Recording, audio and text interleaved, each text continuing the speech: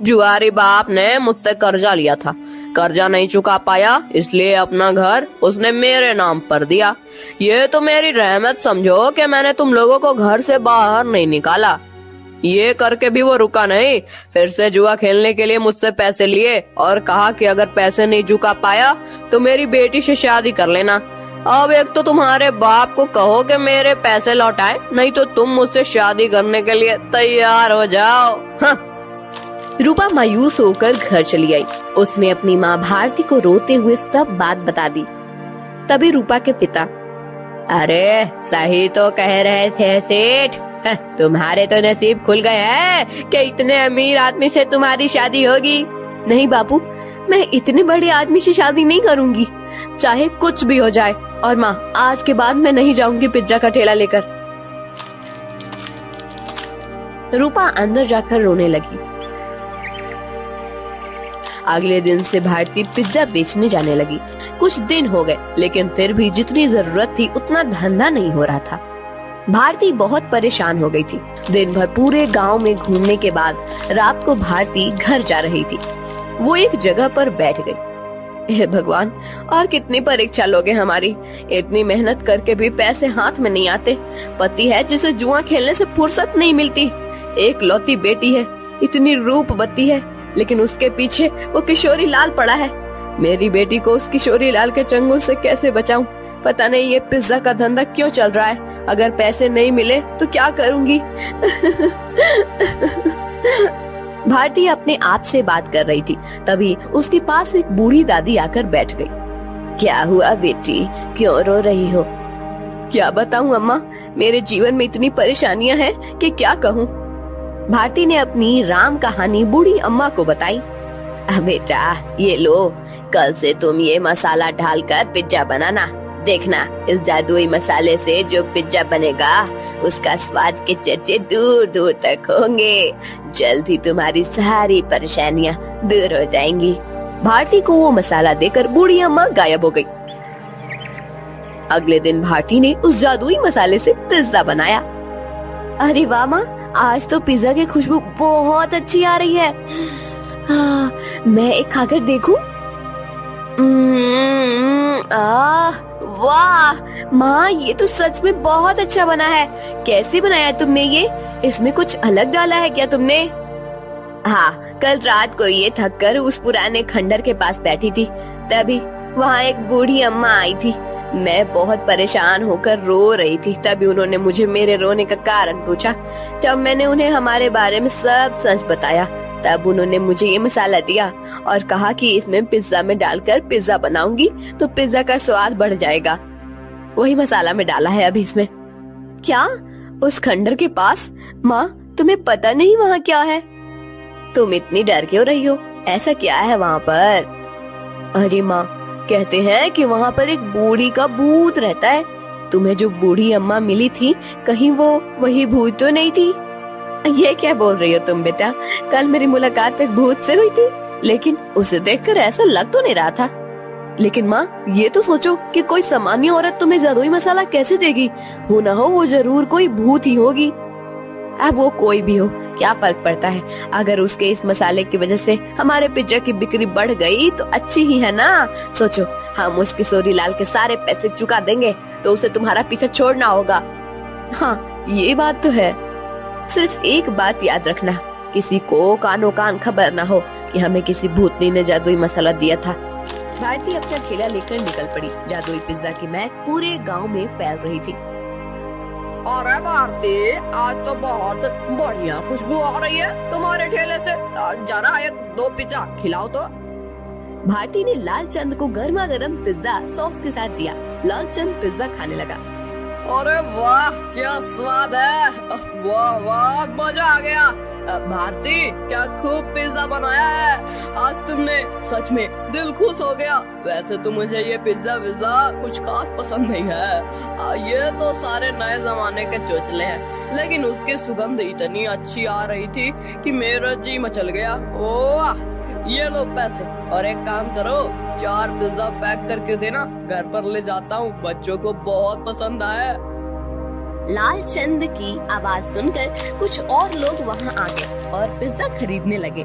भारती बहुत ज्यादा खुश हो गई क्योंकि आज उसकी बोनी ही एकदम बढ़िया हो गई थी। कुछ देर के बाद भारती गांव से होकर कॉलेज पर चली गई। कॉलेज के बहुत सारे बच्चों ने पिज्जा खरीदा। दोपहर तक सारे पिज्जा खत्म हो गए। भारती घर आ गई। माँ, इतनी जल्दी आ गई आज? अरे पूछो ही मत, आज तो गजब हो गया। सच में उस मसाले ने तो कमाल कर दिया। जब मैं यहाँ से निकली थोड़ी दूर पर लालचंद सेठ मिल गए। पिज्जा की खुशबू से खींचे चले आए। 2-3 पिज्जा खा लिए उन्होंने और 4 पैक करके घर ले गए। इतनी तारीफ कर रहे थे पिज्जा की कि क्या ही बताऊं। उनकी आवाज सुनकर कुछ और गांव वाले आए और उन्होंने भी पिज्जा खरीद लिया। आज तो बहुत अच्छी बोनी हो गई थी। फिर मैं कॉलेज पर चली गई। वहाँ भी बच्चों की खाने की छुट्टी हुई थी। क्या कहते हैं उसे, हाँ, रिसेस। बहुत से बच्चे बाहर आए और पिज्जा लेकर चले गए। सारे पिज्जा खत्म हो गए। अरे वाह, मतलब भूतनी ने दिए हुए मसाले ने आपका काम कर दिया। माँ, अगर रोज ऐसे ही पिज्जा की बिक्री होने लगी तो बहुत जल्द हम सारा कर्जा चुका देंगे। हाँ बेटा, ऐसा ही होगा। एक दिन, रूपा, मैं सोच रही हूँ कि मैं दोपहर को घर आ जाती हूँ। बाद में पूरा टाइम मैं खाली बैठ रहती हूँ, तो क्यों न शाम के समय भी पिज्जा का ठेला लगाना शुरू कर दूँ। लेकिन माँ, तुम कितना काम करती हो? शाम को भी काम करोगी तो थक नहीं जाओगी? थक तो जाऊंगी, लेकिन सोचो मुनाफा भी तो दुगना हो जाएगा। अगले दिन से भारती शाम के समय भी जादुई पिज्जा का ठेला लगाने लगी। उसे दुगना मुनाफा होने लगा। कुछ दिनों में भारती के पास बहुत सारे पैसे जमा हो गए। एक दिन वो कर्ज के सारे पैसे लेकर किशोरी लाल के कोठी पर चली गई। आओ आओ भारती, आज सुबह सुबह मेरी कोठी पर। लगता है शादी की बात करने आई हो। किशोरी लाल, मैं पागल नहीं हूँ जो मेरी रूपवती बेटी का हाथ उसके बाप की उम्र के आदमी के हाथ में दे दूं। बिल्कुल, तुम पर ही गई है तुम्हारी बेटी। कुछ दिन पहले वो भी यही कह रही थी, लेकिन शायद तुम दोनों को अभी तक समझ नहीं आया है कि रमेश ने ही मुझसे वादा किया है कि अगर उसने लिए हुए कर्जे को वो चुका नहीं पाया तो वो रूपा का हाथ मेरे हाथ में दे देगा और तुम लोग तो मुझे पैसे वापस करने से रहे। तो तुम्हारे पास चारा ही क्या है? अपने सपनों से बाहर आओ किशोरी लाल। कहीं ये कांच का सपना टूट गया तो उस टूटी हुई कांच के टुकड़े आँखों में चुभ जाएंगे और आँखों से खून बहने लगेगा। ये लो, मैं पैसे लेकर आई हूँ। तुम्हारा सारा कर्जा सूद समेत लौटा रही हूँ। क्या? कैसे? वो भी इतने सारे पैसे आए कैसे तुम्हारे पास? ये ले तेरे पैसे और आगे से मेरे दरवाजे पर आने की जरूरत मत करना। और हाँ, मेरी बेटी को आंख उठाकर भी मत देखना आज के बाद। भारती किशोरी लाल के कोठी से चली गई। किशोरी लाल अपने कंप्यूटर के सामने बैठकर स्टॉक एक्सचेंज में ट्रेड करने लगा। कुछ दिनों के बाद भारती को कॉलेज के कैंटीन में पिज्जा बनाने का काम मिल गया। उसने अब पिज्जा का ढाबा शुरू कर दिया था।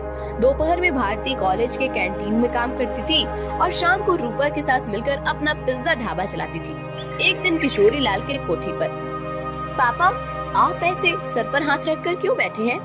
क्या बताऊं बेटी, कुछ दिनों से शेयर्स लगातार गिर रहे हैं। मुझे बहुत बड़ा लॉस हो गया है। क्या? तो अब आप क्या करेंगे? आप तो अब क्या, जितना भी पैसा बचा है उसे भी लगा देता हूँ। अगर 2 दिनों में शेयर्स ऊपर चले गए तो डूबे हुए सारे पैसे वापस मिल जाएंगे। लेकिन अगर ऊपर नहीं गए तो? शुभ शुभ बोल कलम हुई। एक तो मैं पहले ही इतने टेंशन में हूँ और तू ऐसी बातें कर रही है। जा अब यहाँ से। 3 दिन बीत गए लेकिन शेयर मार्केट ऊपर नहीं आया। किशोरी लाल के बचे खुचे पैसे भी डूब गए। उसे अपनी कोठी भी बेचनी पड़ी। अब किशोरी लाल रास्ते पर आ गया था। किशोरी लाल को लॉस से इतना धक्का लगा कि उसकी हालत बहुत खराब हो गई और उसने बिस्तर पकड़ लिया। घर की जिम्मेदारी अब शीतल पर आ गई। गांव में ही एक छोटे से टूटे फूटे घर में दोनों रहने लगे। 3 महीने के बाद, पापा ये लीजिए, दवाई पी लीजिए। बेटा, दवाई के लिए पैसे कहाँ से आए तुम्हारे पास? पापा, मैं एक जगह करती हूँ, उससे जो पैसे आते हैं उसी में दवाई लेकर आई हूँ। और पापा, मैंने इस घर का किराया भी दे दिया है और खाने के लिए राशन भी भर दिया है। अब आप सो जाइए, मुझे काम पर जाना है। ये सब उस भारती की वजह से हुआ है। जिस दिन से वो आकर मुझे खरी खोटी सुना कर गई, उसकी बेटी भी हाथ से चली गई। मैं छोड़ूंगा नहीं उस भारती को। पापा आप तो समझिए, इसमें भारती चाची की कोई गलती नहीं है। रूपा मेरी उम्र की है, उसके साथ शादी की बात करने के बारे में सोचते हुए आपको ही शर्म आनी चाहिए थी। कौन सी माँ चाहेगी कि उसकी बेटी की शादी ऐसे आदमी से हो? मुझे बहुत दया आ रही है उन पर। दया तो उन्होंने हम पर दिखाई है पापा। मैंने आज तक आपको बताया नहीं, लेकिन हमारा घर जो चल रहा है ना, वो उनकी वजह से है। मैं भारती चाची के ढाबे पर ही काम करती हूँ। क्या सच?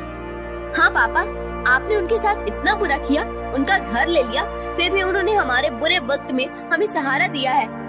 किशोरीलाल शीतल की बात सुनकर हक्का बक्का रह गया। उसने भारती को घर बुलाकर माफी मांगी। रूपा से बदतमीजी करने के लिए रूपा से भी माफी मांगी। शीतल भारती के साथ काम करते हुए पैसे कमाने लगी और धीरे धीरे उनकी भी जिंदगी सुधर गई।